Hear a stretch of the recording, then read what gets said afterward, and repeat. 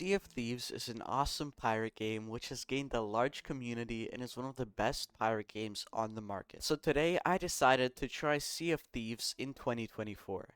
After opening the game and creating my character, I dove straight into the Sea of Thieves world. As soon as I got up, I was stunned by the graphics in Sea of Thieves. The art style is something that I've never seen in a game before, and everything looks amazing. I think that everyone who has played Sea of Thieves would agree. Let's start with the tutorial. The tutorial giver was a ghost called the Pirate Lord. He sent me through the tutorial and helped me get a bit of a feel for the game. After exploring the tutorial island, I swam up to an old ship which I had to fix up before setting sail. Ship controls are one of the most important things for a pirate game to nail because that's what you're going to spend most of your time doing. I think Sea of Thieves did a good job of creating a very fun sailing system. It has enough to make it fun to interact with, but also not so much that it's annoying to use. I started sailing through the stormy waters and saw some cool stuff on the way, like a megalodon, a kraken, and another ship. Thankfully, nothing attacked me.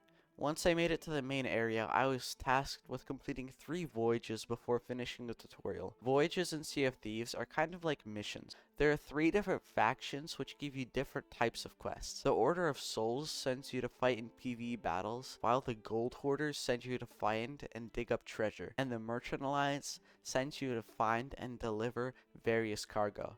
There's also the Reaper's Bones, which is a high-risk, high-reward trading company, which I won't go into depth explaining right now.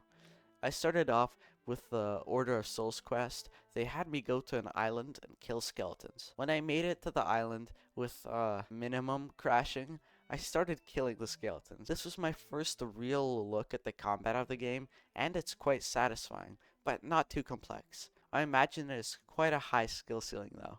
This is where I encountered my first problem. After killing the first 2 skeletons, they stopped spawning. I waited for like 10 minutes, but nothing happened. This must have been some sort of glitch, because when I left the island and came back, the skeletons started spawning normally. All of the enemies were very weak, and even the boss died super easily. After killing the boss, I picked up a skull which I had to come back to sell. This is the main gameplay loop of Sea of Thieves, going on voyages and then selling the loot to acquire more stuff. There are also people that don't want to go on voyages, so instead they find players and engage in ship versus ship PvP battles, which by the way are awesome, and then steal the loot of the other players. Of course, there are also tall tales, which are like story missions and other systems, but I feel like voyages are one of the most popular ways to get money. After returning the skull and getting my payout, I sailed to the next mission where I had to retrieve some buried treasure. I was given a map by the Gold Hoarders. The map showed the island to which I had to sail,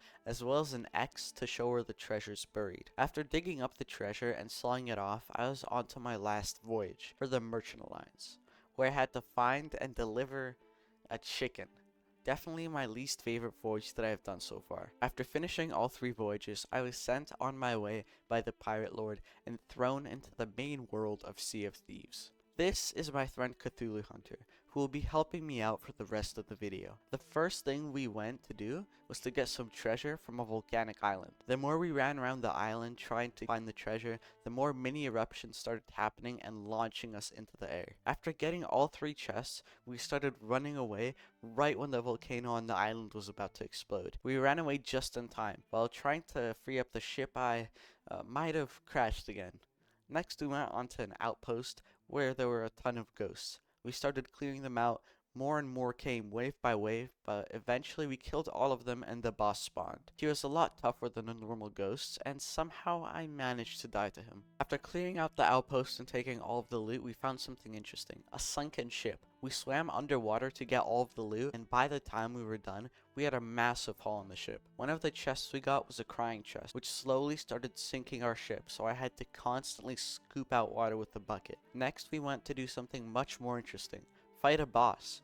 The boss we went to fight was Captain Grimm, and he was really strong. He had a lot of attacks, including a meteor shower and spawning skeletons. He was very tanky. Even though we kept shooting him with blunderbusses, I still managed to die twice. After killing the boss, we were going to sail away, but this is when my first PvP encounter occurred. A ship started shooting at our ship, and it started sinking fast. I launched myself out of a cannon to escape, and then I decided to swim to the enemy ship and attack them. I successfully successfully got on the ship and even got a kill, but then the player respawned and killed me. After that, we decided to go into a PvP against other people, but we got destroyed and somehow my controls got messed up and I couldn't left click, which wasn't ideal for PvP. In any case, this is the end of today's video, the first Sea of Thieves video on my channel. Please like, comment, and subscribe if you enjoyed the video, and if you want to see more Sea of Thieves content. Goodbye, and see you later.